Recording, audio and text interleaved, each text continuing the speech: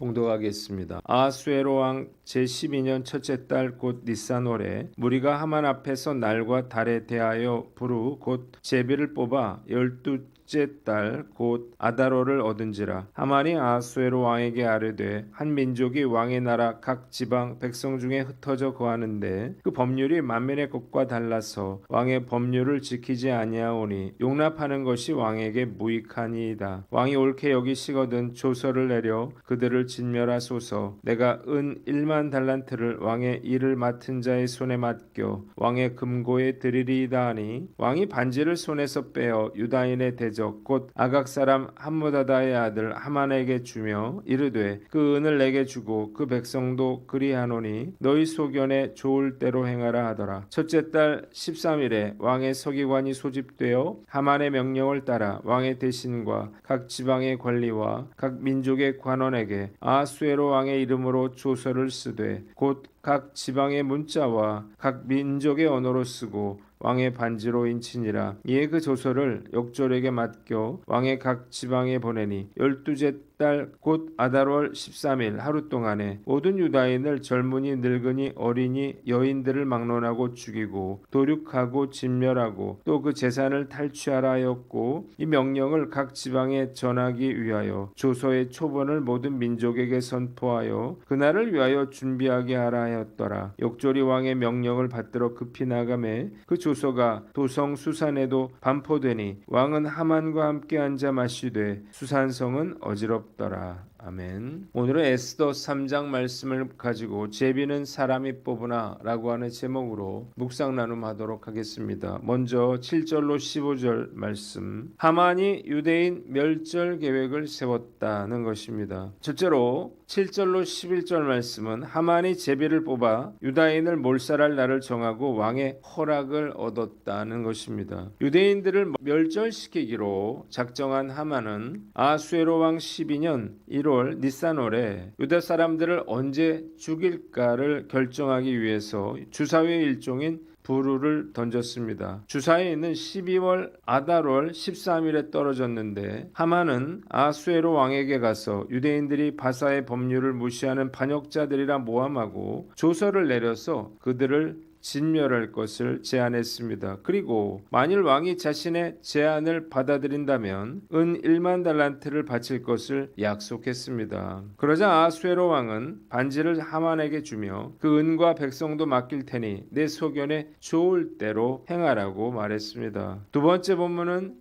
12절로 15절 말씀인데 유다인을 죽이려는 조서가 작성되어 바사 전역에 반포되었다는 것입니다. 1월 13일에 왕의 서기관이 소집이 되어서 하만의 명에 따라서 왕의 이름으로 조서를 작성하여 왕의 인장반지로 도장을 찍어 대신들과 각 지방의 총독들과 각 민족의 귀족들에게 보냈습니다. 조서의 내용은 12월 아달월 13일 하루 동안에 유다 사람들을 남녀노소 할 것 없이 모두 죽이고 도륙하고 진멸하고 그들의 재산을 빼앗으라는 것입니다. 각 지방에서는 그 조서를 법령으로 공포하여 모든 민족에게 알리고 그날을 준비하도록 했습니다. 왕의 명령이 떨어지자 역졸이 급히 떠나고 조서가 도성 수산에도 나붙었습니다. 왕은 하만과 함께 술을 마셨지만 수산성은 큰 혼란에 빠지게 됩니다. 본문이 우리에게 주는 교훈이 있는데 첫째로 하나님의 주권을 믿고 은혜를 구하라는 것입니다. 하만과 그의 추종자들은 모르드게와 유다인 진멸을 위한 날을 정하기 위해서 1월 니산월에 모여서 제비의 일종인 부루를 던졌습니다. 이유가 있었죠. 그가 믿던 바벨론의 종교에 의하면 한 해의 첫 달에 모든 신들이 인간의 운명을 결정하기 위해서 지상으로 내려오는데 이때 그들에게 신탁을 받게 되면 그 일은 반드시 이루어진다고 생각했기 때문입니다. 그래서 하만은 12월을 뽑게 됐고 12월 13일에 유다인들을 몰살하려고 한 것입니다. 그러나 하만의 생각과는 반대로 그가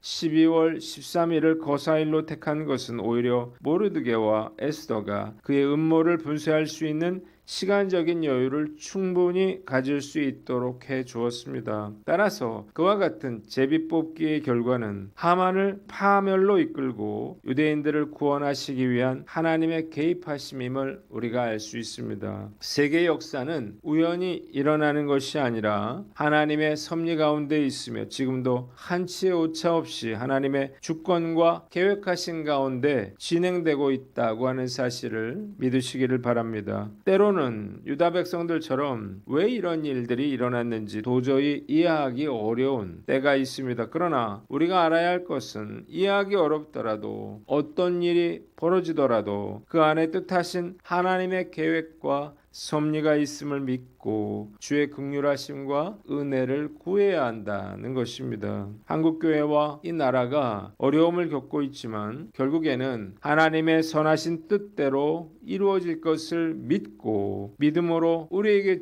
주어진 사역들을 감당해 나가야 할 것입니다. 저의 삶도 마찬가지예요. 때로는 이해하지 못할 일들이 벌어진다 하더라도 낙심하고 원망하기보다는 하나님의 섭리하심을 믿고 오히려 감사하며 잘 버텨 나가야 할 것입니다. 오늘 나는 어떤가 스스로를 돌아보고 우리가 하나님의 주권을 믿고 은혜를 구하시는 저와 여러분들 되시기를 바랍니다. 두 번째, 하나님의 전신갑주를 입으라는 것입니다. 복수심에 불타던 하만은 유다인들을 몰살할 음모에 관해서 아수에로 왕의 승인을 받기 위해 찾아갔습니다. 그리고 두 가지로 그를 설득해요. 첫째로 유다인들이 왕의 법률을 지키지 않는다는 것입니다. 사건의 발단은 무엇인가요? 모르드게 한 사람이 그에게 절을 하지 않은 것이었습니다. 그러나 그는 유다민족 전체가 그들만의 율법 때문에 바사의 법률을 무시하는 반역자들이라 모함을 했습니다. 두 번째, 은 1만 달란트를 왕의 금고에 바칠 것을 약속했습니다. 은 한 세겔은 노동자 4일의 품삯에 해당됩니다. 은 한 달란트는 노동자 6,000일의 품삯에 해당되는 액수였습니다. 헤로도투스의 기록에 따르면 당시 바사 제국의 연간 국가 수입은 은 15,000달란트였다고 하는데 하만이 제의했던 1만 달란트는 연간 국가 총수입의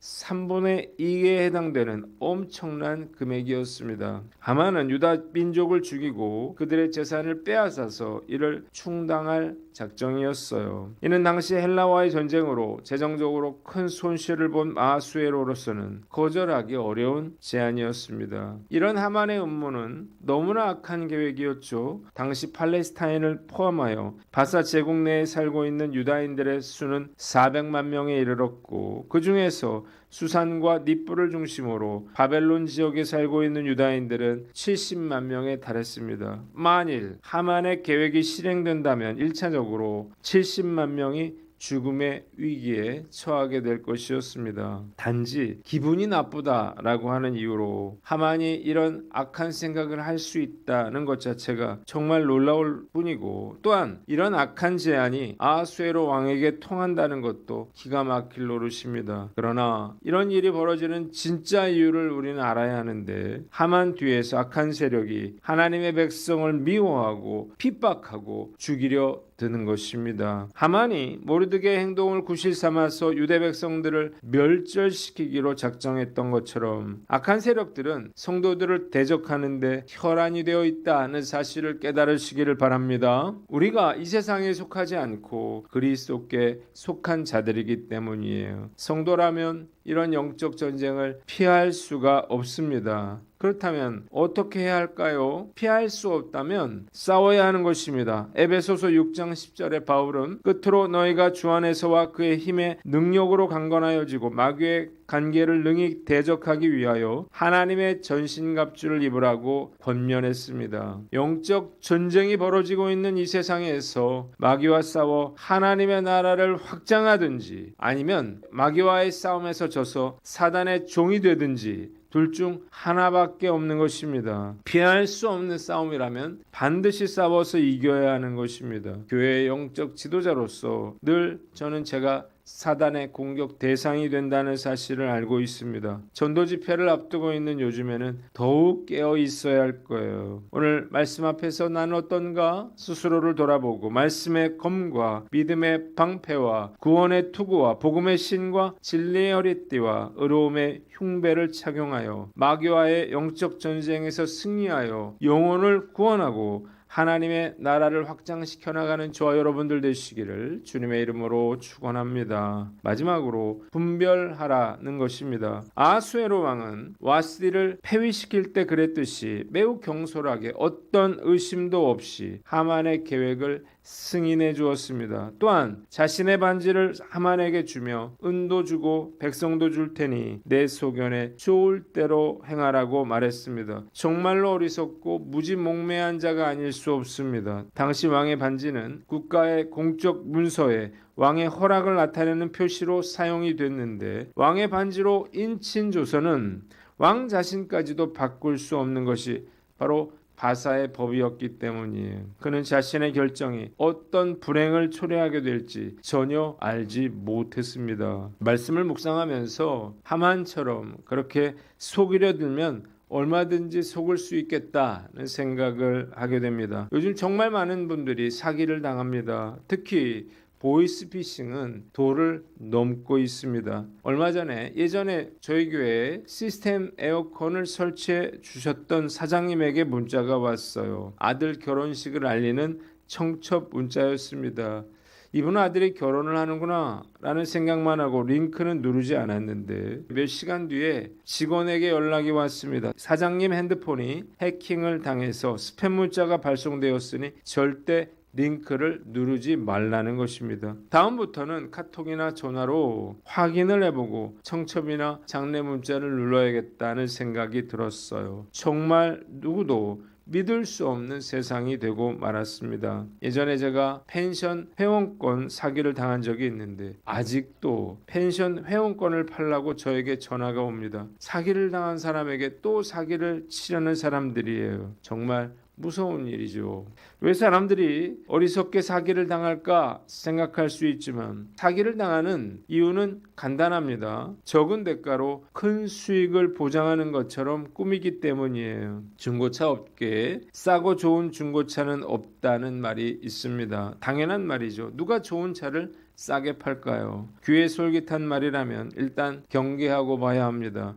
결정을 할 때도 마찬가지예요. 사람들 말만 듣고 경솔하게 판단하고 결정할 것이 아니라 진위 여부와 사실을 꼼꼼히 따져보고 이것이 하나님께서 원하시는 일인지를 하나님께 묻고 결정해야 할 것입니다. 좋은 게 아니에요. 특히 하나님이 원하시지 않는 일은 해서는 안 될 것입니다. 몰랐다고 해서 그 책임을 면할 수는 없을 것이기 때문이에요. 진리에 순종하는 것만큼 분별하는 것도 중요하다라고 하는 사실을 깨닫고 분별의 능력을 키워가는 저와 여러분들 되시기를 주님의 이름으로 축원합니다. 기도하겠습니다. 하나님 아버지, 하나님의 주권을 믿고 은혜를 구하며 하나님의 전신갑주를 입고 분별의 능력을 주시옵소서.